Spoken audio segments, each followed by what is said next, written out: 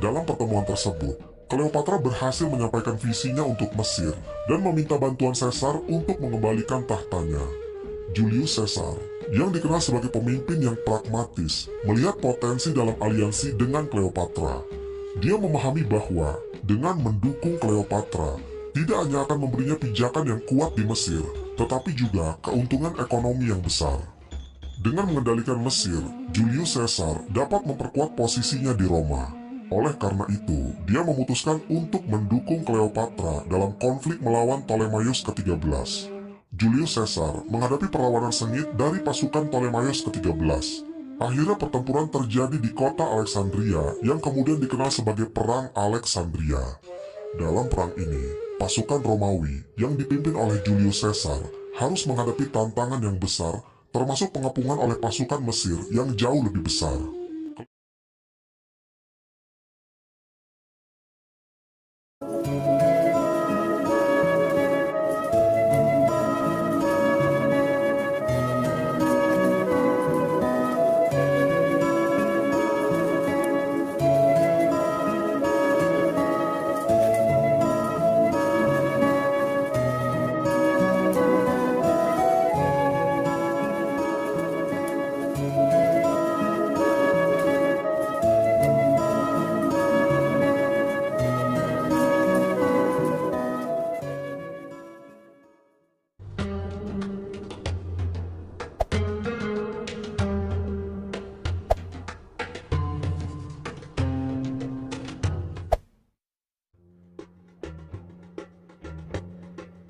Di tengah gurun yang panas, di sepanjang aliran sungai Nil yang agung, berdirilah kota Alexandria, yaitu sebuah kota megah yang bersinar sebagai pusat kebudayaan dan kekuatan pada zaman kuno.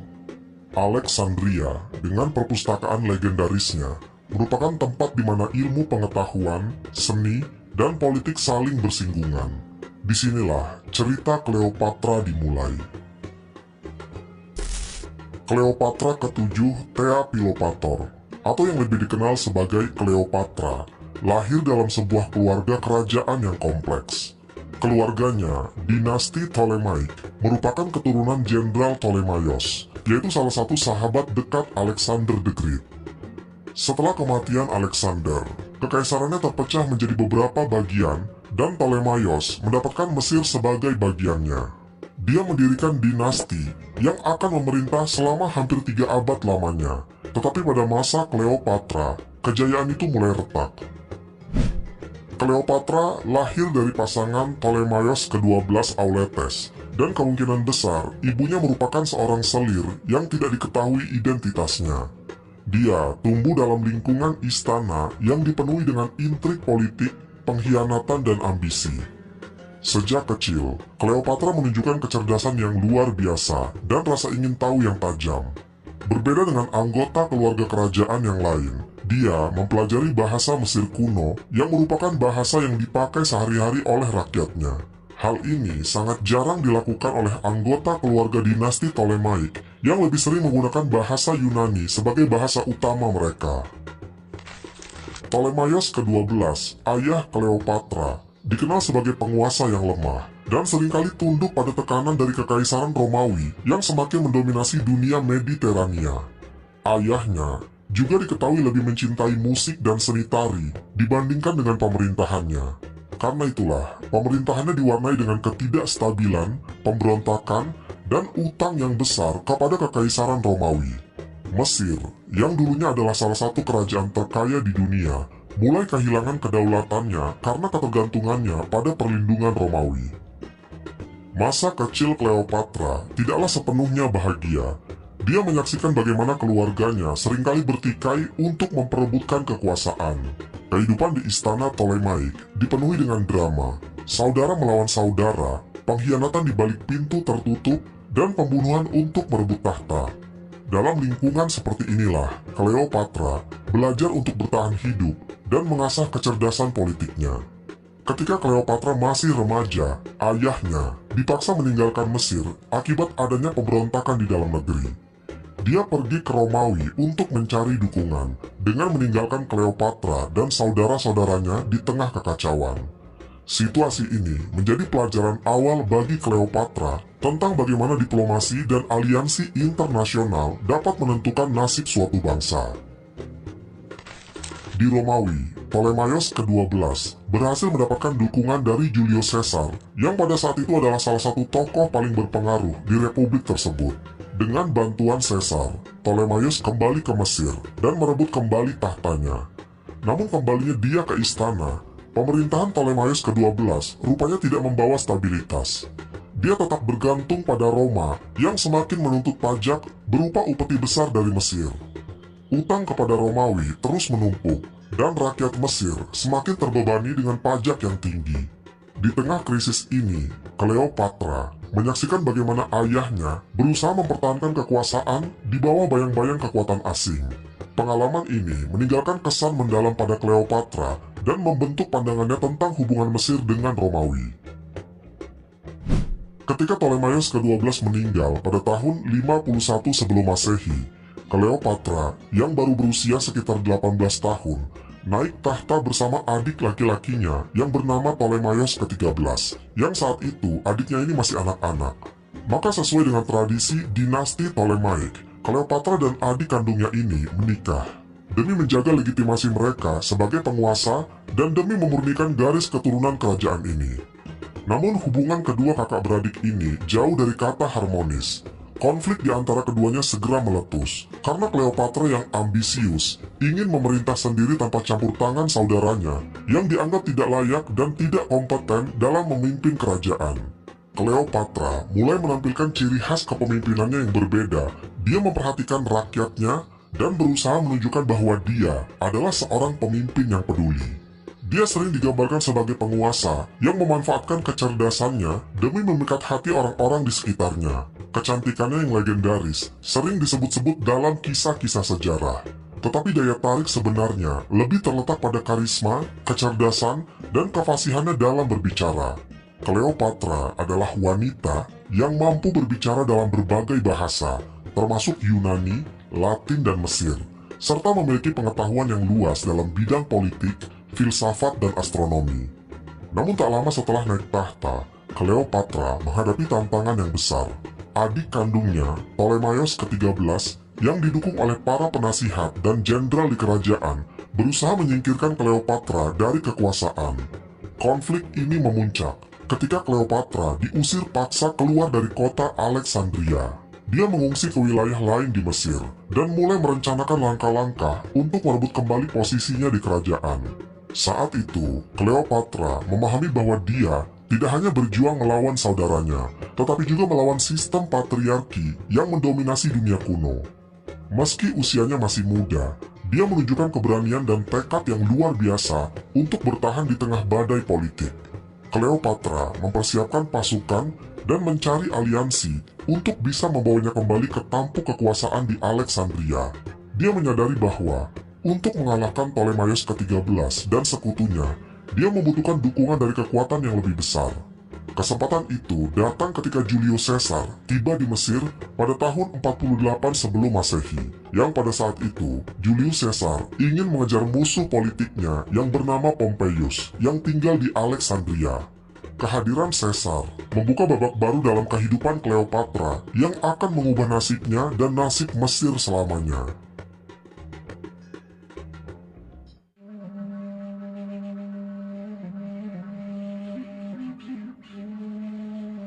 Ketika Julius Caesar tiba di Alexandria pada tahun 48 sebelum Masehi, Mesir sedang dilanda konflik internal. Cleopatra dan adik kandungnya atau suaminya yang bernama Ptolemaios ke-13 berada dalam perseteruan sengit untuk memperebutkan tahta di istana. Situasi ini memberikan peluang bagi Caesar, seorang jenderal Romawi yang ambisius, untuk memainkan perannya dalam politik di Mesir. Namun dia tidak menyangka bahwa pertemuannya dengan Cleopatra akan mengubah arah sejarah, bukan hanya untuk Mesir, tetapi juga untuk Romawi. Cleopatra menyadari bahwa kehadiran Caesar adalah kesempatan langka yang tidak boleh dia sia-siakan. Jika Cleopatra berhasil mendapatkan dukungannya, dia dapat merebut kembali kekuasaannya dan mengamankan posisinya sebagai penguasa tunggal di Mesir. Tetapi bagaimana caranya seorang wanita muda yang sedang dalam pengasingan dapat mendekati pria paling kuat di dunia pada kala itu? Legenda mengatakan bahwa Cleopatra menggunakan kecerdasannya yang luar biasa dan keahliannya dalam diplomasi digunakan untuk menyelinap masuk ke istana Julius Caesar. Dia membungkus dirinya dalam karpet yang digulung, yang kemudian karpet tersebut dibawa sebagai hadiah untuk Julius Caesar. Maka ketika karpet itu dibuka, Cleopatra muncul dengan segala pesonanya. Pesona akan kecantikannya yang luar biasa. Tetapi lebih dari itu, Julius Caesar sangat terpukau akan kepintaran dan karismanya. Dalam pertemuan tersebut, Cleopatra berhasil menyampaikan visinya untuk Mesir dan meminta bantuan Caesar untuk mengembalikan tahtanya. Julius Caesar, yang dikenal sebagai pemimpin yang pragmatis, melihat potensi dalam aliansi dengan Cleopatra. Dia memahami bahwa dengan mendukung Cleopatra, tidak hanya akan memberinya pijakan yang kuat di Mesir, tetapi juga keuntungan ekonomi yang besar. Mesir sebenarnya adalah negeri yang sangat kaya, dengan hasil pertanian yang melimpah dan posisi yang strategis di Mediterania. Dengan mengendalikan Mesir, Julius Caesar dapat memperkuat posisinya di Roma. Oleh karena itu, dia memutuskan untuk mendukung Cleopatra dalam konflik melawan Ptolemaios ke-13. Namun situasi di Mesir tidaklah mudah. Para pendukung Ptolemaios ke-13 tidak tinggal diam. Julius Caesar menghadapi perlawanan sengit dari pasukan Ptolemaios ke-13. Akhirnya pertempuran terjadi di kota Alexandria yang kemudian dikenal sebagai Perang Alexandria. Dalam perang ini, pasukan Romawi yang dipimpin oleh Julius Caesar harus menghadapi tantangan yang besar, termasuk pengepungan oleh pasukan Mesir yang jauh lebih besar. Cleopatra tidak hanya berperan sebagai sekutu pasif dalam perang ini, dia terlibat aktif dalam mendukung strategi Julius Caesar dan memastikan bahwa rakyat Mesir tetap setia kepadanya. Dia memanfaatkan pengetahuannya tentang Mesir dan kemampuan diplomatiknya untuk menggalang dukungan lokal. Peran Cleopatra dalam perang ini menunjukkan bahwa dia lebih dari sekedar seorang ratu yang cantik, namun dia adalah pemimpin yang tangguh dan cerdas. Setelah pertempuran panjang dan penuh ketegangan, Julius Caesar berhasil mengalahkan pasukan Ptolemaios ke-13. Sang raja muda tewas dalam kekacauan tersebut, dan Cleopatra akhirnya kembali ke tahta kerajaan di Mesir. Namun sebagai bagian dari tradisi dinasti Ptolemaic, Cleopatra harus memerintah bersama seorang anggota keluarganya yang lain. Oleh karena itu, dia menikahi adik laki-lakinya yang lain, yaitu Ptolemaios ke-14, yang saat itu masih sangat muda dan tidak memiliki kekuasaan nyata. Hal ini memungkinkan Cleopatra untuk memegang kendali penuh atas pemerintahannya di Mesir. Kemenangan Cleopatra dan Julius Caesar tidak hanya membawa stabilitas sementara bagi Mesir, tetapi juga memulai hubungan yang lebih dalam antara keduanya. Cleopatra dan Julius Caesar pun menjadi pasangan kekasih, meskipun sebenarnya hubungan mereka tidak diakui secara resmi oleh hukum Romawi. Dari hubungan mereka berdua ini, lahirlah seorang anak laki-laki yang diberi nama Ptolemaios Caesar, atau yang lebih dikenal dengan nama Kaisarion. Cleopatra melihat Kaisarion sebagai pewaris sah yang akan melanjutkan dinasti Ptolemaic dan mungkin akan menjadi penghubung antara Mesir dengan Romawi. Selama masa ini, Cleopatra semakin menunjukkan kebijaksanaannya dalam memimpin. Dia memulai berbagai reformasi untuk memulihkan ekonomi Mesir yang rusak akibat perang dan kebijakan ayahnya. Cleopatra berusaha memperkuat sektor pertanian, memperbaiki irigasi, dan mengurangi beban pajak bagi rakyatnya. Di bawah pemerintahannya, Mesir kembali menjadi salah satu negeri terkaya di dunia kuno. Cleopatra juga mempromosikan kebudayaan Mesir, bahkan ketika dia tetap mempertahankan tradisi Yunani yang menjadi ciri khas dinasti Ptolemaic. Dia ingin menunjukkan kepada dunia bahwa Mesir adalah negeri yang kuat dan mandiri. Namun hubungan Cleopatra dan Julius Caesar tidak lepas dari kontroversi. Di Roma, Julius Caesar mendapat kritik keras dari lawan politiknya karena hubungannya dengan Cleopatra. Banyak senator Romawi yang menganggap Julius Caesar terlalu dekat dengan Mesir dan takut bahwa dia berencana menjadikan Cleopatra sebagai ratu di Romawi. Ketegangan ini memuncak ketika Julius Caesar mendeklarasikan dirinya sebagai diktator seumur hidup. Sebuah langkah yang memicu kemarahan besar di antara para bangsawan Romawi. Pada tahun 44 sebelum Masehi, tragedi besar terjadi di Romawi. Julius Caesar, dibunuh oleh sekelompok senator yang dipimpin oleh Brutus dan Cassius. Pembunuhan ini meninggalkan Cleopatra dalam situasi yang sulit. Tanpa perlindungan Julius Caesar, posisi Cleopatra menjadi rentan, baik di Mesir maupun dalam politik internasional. Dia harus mencari cara untuk melindungi dirinya dan putranya, Kaisarion, dari ancaman yang datang dari Romawi dan dari dalam kerajaannya sendiri. Kematian Julius Caesar juga membuka babak baru dalam perjuangan Cleopatra dengan ketegangan yang meningkat di Romawi. Cleopatra harus menentukan aliansi barunya di tengah perang saudara yang melibatkan para pewaris politik Julius Caesar, yaitu Marcus Antonius dan Octavianus.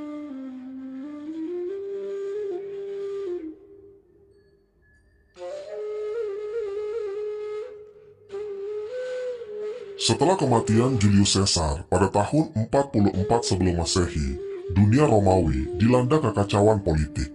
Perang saudara berkecamuk antara para pendukung Julius Caesar dan faksi senator yang mendukung pembunuhannya. Dalam pusaran konflik ini, Cleopatra menyadari bahwa nasibnya dan Mesir bergantung pada aliansi dan tokoh-tokoh kunci Romawi. Dengan strategi yang cerdas, dia menavigasi politik yang berbahaya ini untuk melindungi negaranya.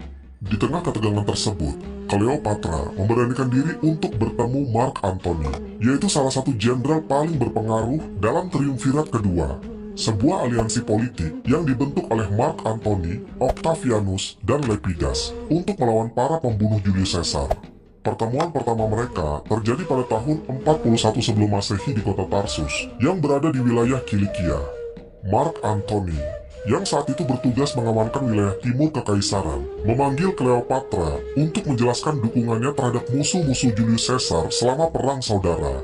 Cleopatra, seperti yang pernah dilakukan dengan Julius Caesar dulu, menggunakan kecerdasannya untuk memikat hati Mark Antony. Cleopatra tiba di Tarsus dengan cara yang spektakuler. Dia berlayar di sungai Kitnos dengan sebuah kapal yang megah yang berwarna ungu dan dihiasi oleh emas. Cleopatra mengenakan pakaian adat Dewi Aphrodite, dikelilingi oleh pelayan yang berpakaian seperti dewa-dewi Yunani. Penampilan ini bukan sekedar pamer kemewahan, melainkan simbol kekuasaannya dan undangan bagi Mark Antony untuk bergabung dengannya sebagai sekutu baik secara politik maupun pribadi. Pertemuan di Tarsus menandai awal hubungan cinta yang penuh gairah dan aliansi politik yang kuat antara Cleopatra dan Mark Antony. Mark Antony, yang terkenal sebagai pria karismatik, tetapi juga gampang terpesona, segera jatuh hati pada Cleopatra. Namun hubungan mereka tidak hanya didasarkan pada daya tarik pribadi. Mark Antony melihat Cleopatra sebagai sekutu strategis yang penting di wilayah timur. Sementara Cleopatra melihat Antony sebagai pelindung potensial bagi Mesir di tengah kekacauan Romawi. Setelah pertemuan mereka, Cleopatra mengundang Antony ke Alexandria, di mana mereka menghabiskan waktu bersama dalam kemewahan istana Ptolemaic. Keduanya menjalin hubungan yang semakin erat, baik secara pribadi maupun politik. Mark Antony, yang memiliki ambisi besar untuk menguasai wilayah timur, melihat Mesir sebagai sumber daya yang sangat diperlukan untuk mendukung kampanyenya. Cleopatra di sisi lain berusaha memperkuat posisinya sebagai penguasa Mesir dan melindungi masa depan putranya Kaisarion. Namun hubungan mereka berdua segera menghadapi tantangan besar di Romawi. Octavianus, yang juga merupakan anggota triumvirat, semakin memandang hubungan antara Cleopatra dan Antony sebagai ancaman. Ketegangan ini memuncak ketika Mark Antony mulai memberikan wilayah-wilayah kekaisaran kepada Cleopatra dan anak-anak mereka yang dikenal sebagai donasi Alexandria. Donasi Alexandria yang diumumkan pada tahun 34 sebelum Masehi merupakan momen yang sangat kontroversial. Dalam upacara yang megah di Alexandria, Antonius mendeklarasikan bahwa Cleopatra adalah ratu segala raja dan memberikan wilayah-wilayah luas termasuk Siprus, Fenisia, dan sebagian wilayah kekaisaran Parthia kepada Cleopatra dan anak-anaknya. Kaisarion diakui sebagai raja dari raja, menegaskan statusnya sebagai pewaris Julius Caesar. Pengumuman ini mengejutkan Roma, terutama Octavianus, yang menggunakan peristiwa ini untuk menggambarkan Mark Antony sebagai pengkhianat yang lebih setia kepada Mesir daripada Romawi. Ketegangan antara Mark Antony dan Octavianus akhirnya memicu perang saudara. Pada tahun 32 sebelum Masehi, Octavianus menyatakan perang terhadap Cleopatra, bukan secara langsung terhadap Mark Antony.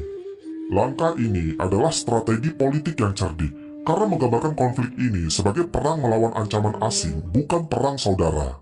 Cleopatra dan Mark Antony mempersiapkan diri untuk menghadapi pasukan Octavianus dalam pertempuran yang akan menentukan nasib mereka.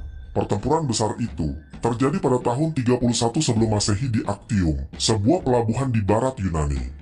Pertempuran Actium menjadi salah satu pertempuran angkatan laut paling terkenal dalam sejarah. Cleopatra dan Mark Antony memimpin armada besar, tetapi pasukan Octavianus yang dipimpin oleh Agrippa memiliki keunggulan dalam strategi dan logistik. Selama pertempuran, Cleopatra dengan armadanya mundur dari medan perang, sebuah keputusan yang menyebabkan kekalahan pasukan Mark Antony. Keputusan ini masih menjadi bahan perdebatan di kalangan sejarawan, tetapi banyak yang percaya bahwa Cleopatra mundur untuk menyelamatkan Mesir dari kehancuran total. Kekalahan di Actium menandai awal dan akhir bagi Cleopatra dan Mark Antony. Mereka melarikan diri ke Mesir, tetapi tekanan dari Octavianus makin besar. Mark Antony yang merasa terhina dan hancur oleh kekalahan mulai kehilangan semangatnya. Cleopatra di sisi lain tetap berusaha merancang strategi untuk mempertahankan tahtanya. Dia mencoba bernegosiasi dengan Octavianus, bahkan menawarkan untuk menyerahkan kekuasaan jika Mesir dapat tetap merdeka. Namun Octavianus memiliki rencana lain. Ia ingin membawa Cleopatra ke Roma sebagai tawanan, sebuah simbol kemenangan atas musuh-musuhnya. Akhirnya pada tahun 30 sebelum Masehi, Octavianus dan pasukannya tiba di Alexandria. Cleopatra dan Mark Antony menghadapi pilihan terakhir mereka. Mark Antony yang putus asa memutuskan untuk bunuh diri dengan cara jatuh di atas pedangnya sendiri. Ketika Cleopatra mendengar kematian Mark Antony, dia dilanda kesedihan yang mendalam. Namun, dia tetap tidak menyerah pada kehendak Octavianus. Cleopatra menyusun rencana terakhir untuk menjaga kehormatan dan negaranya. Dia menolak dibawa ke Roma sebagai tawanan.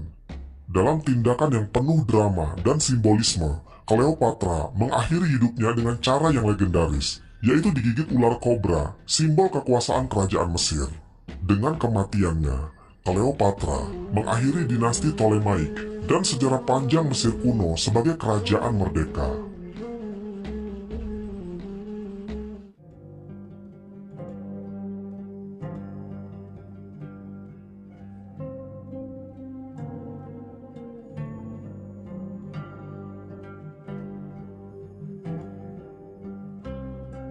Kematian Cleopatra menandai berakhirnya dinasti Ptolemaic di Mesir, tetapi kisahnya tidak berakhir di situ. Sebaliknya, kematiannya menjadi awal dari salah satu misteri terbesar dalam sejarah, yaitu tentang lokasi makamnya yang hilang. Sejak zaman kuno hingga era modern, makam Cleopatra telah menjadi bahan spekulasi, mitos, dan pencarian yang intens oleh para arkeolog.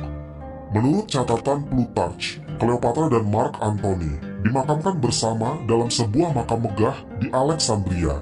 Plutarch menggambarkan makam itu sebagai struktur yang mengesankan, dihiasi dengan emas, perak, permata, dan artefak berharga lainnya. Cleopatra sendiri diduga merancang makam ini sebagai simbol keabadian cinta dan kekuasaan mereka. Namun keberadaan makam ini tetap menjadi misteri. Sejarawan mencatat bahwa Alexandria telah mengalami perubahan besar selama ribuan tahun, termasuk gempa bumi dan tsunami, yang menenggelamkan sebagian kota kuno di bawah laut Mediterania. Kondisi ini membuat pencarian makam Cleopatra menjadi tantangan besar. Beberapa teori menyebut bahwa makam Cleopatra mungkin telah dihancurkan selama penaklukan Romawi, atau bahwa Octavianus sengaja menyembunyikan lokasi makam untuk menghapus jejak simbol kekuasaan Cleopatra dan Mark Antony. Satu perkataan Cleopatra yang paling kontroversial sebelum dia meninggal karena bunuh diri adalah, "Tidak ada satu laki-laki pun yang akan menemukan peti matiku." Hingga hari ini, para arkeolog belum berhasil menemukan tempat peristirahatan terakhir Cleopatra dan Mark Antony. Namun tanda-tanda akan keberadaan makamnya serta beberapa petunjuk penting tentang makam ini telah ditemukan. Tim arkeolog yang dipimpin oleh Kathleen Martinez dari Universitas San Domingo telah mencari makam Cleopatra selama kurang lebih 20 tahun. Dalam pencarian tersebut, Martinez dan timnya menemukan terowongan sepanjang 1.305 meter yang terletak 13 meter di bawah tanah. Mereka menemukan semacam kuil di dalam sana. dan di dalam kuil tersebut ditemukan banyak koin-koin kuno yang bertuliskan nama dan wajah Cleopatra dan Alexander the Great, dan juga ditemukan pula patung dewa Isis. Terowongan ini dipahat dari batuan dasar Mesir. Lubang pemakaman berisi penguburan orang-orang Yunani Romawi. Ada kemungkinan bahwa makam Cleopatra dan Mark Antony mungkin dikebumikan di makam yang sama. Pada Juli 2020, para arkeolog menemukan ruang pemakaman dua tokoh berstatus tinggi di daerah yang bernama Taposiris Magna, yang diperkirakan hidup pada saat Cleopatra masih berkuasa, yaitu antara tahun 69 hingga 30 sebelum Masehi. Penemuan makam di Taposiris ini membuat arkeolog semakin yakin bahwa mereka sudah dekat dengan makam Cleopatra. Dua mumi inilah yang diyakini menjadi petunjuk arkeolog untuk menemukan makam Cleopatra yang masih menjadi misteri. Dua mumi berstatus tinggi yang hidup pada masa Cleopatra ini digambarkan arkeolog sebagai sebuah penemuan yang sensasional.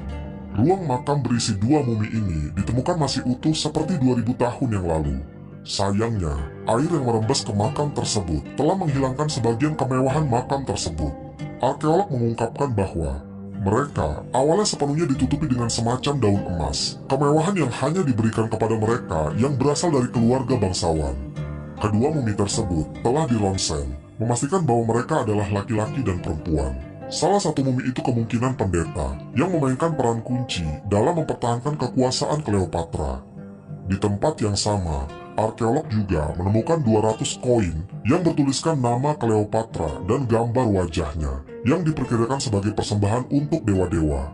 Dengan temuan ini, Martinez semakin yakin bahwa makam Cleopatra akan ditemukan di sana. Penemuan sebelumnya termasuk patung Firaun tanpa kepala yang diyakini sebagai Raja Ptolemy keempat, yaitu leluhur Cleopatra, dan pelat pondasi dengan prasasti yang menunjukkan bahwa kuil tersebut didedikasikan untuk Dewi Isis.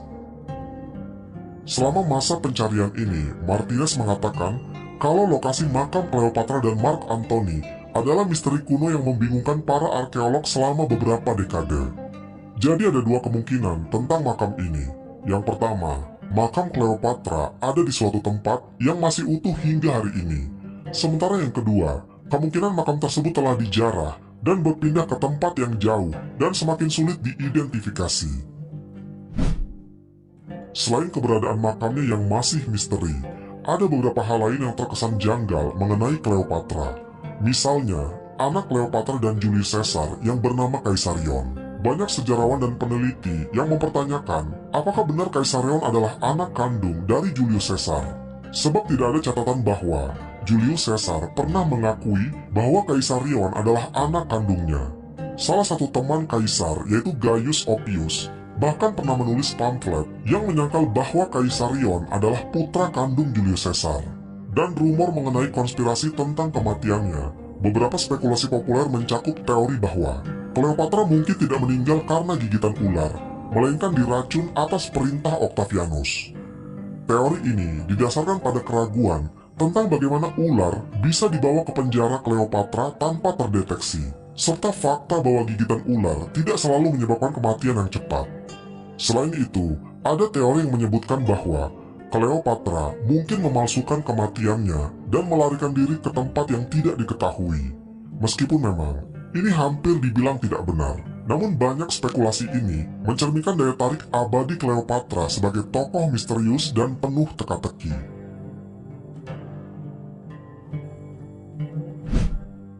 Wallahu a'lam bishawab. Semoga kisah ini bermanfaat. Lebih dan kurangnya mohon dimaafkan. Yang benar datangnya dari Allah Subhanahu wa Ta'ala, khilaf atau keliru itu datangnya dari saya pribadi sebagai manusia biasa.